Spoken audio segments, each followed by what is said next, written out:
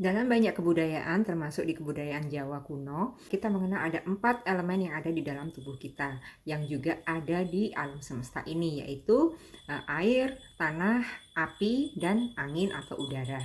Ya, di antara keempat itu saya akan membahas salah satunya saja, yaitu air. Air merupakan sumber vitalitas.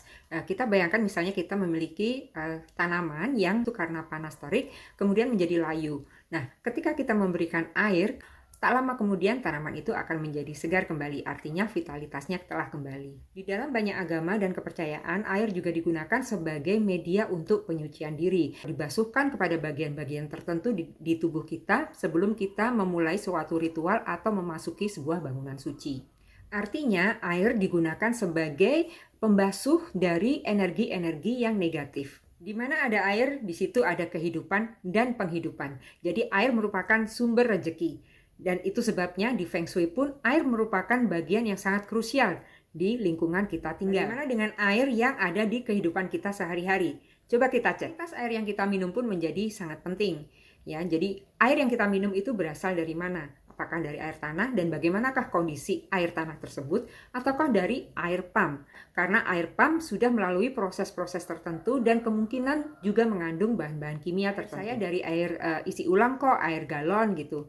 Sebenarnya nggak masalah sih ya, tapi kita juga perlu memperhatikan lingkungan di mana kita meletakkan air itu. Teman-teman mungkin ada yang sudah pernah mendengar mengenai penelitian bahwa air itu menyimpan memori. Ya, jadi dia bisa menyerap energi yang ada di sekitarnya. Orang yang spiritual biasanya akan menyeleksi air yang akan mereka minum. Misalnya, galon air yang berada di sebuah kantor yang penuh dengan suasana yang stres. Jika kita meminum air yang menyimpan energi negatif, sebenarnya energi-energi negatif tersebut juga kita serap.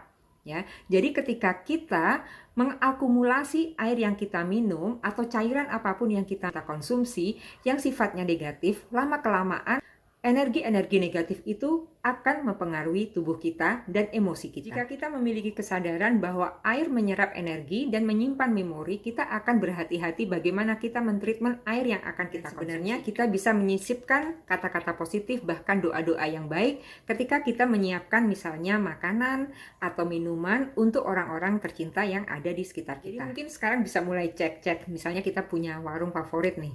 Cek apakah tukang masak atau orang yang menyiapkan makanan dan minuman itu memiliki energi yang positif atau sebaliknya. Karena bisa jadi energi mereka akan tertransfer kepada kita baik secara fisik maupun secara emosional. Gak usah percaya sama saya ya, tapi buktikan saja sendiri.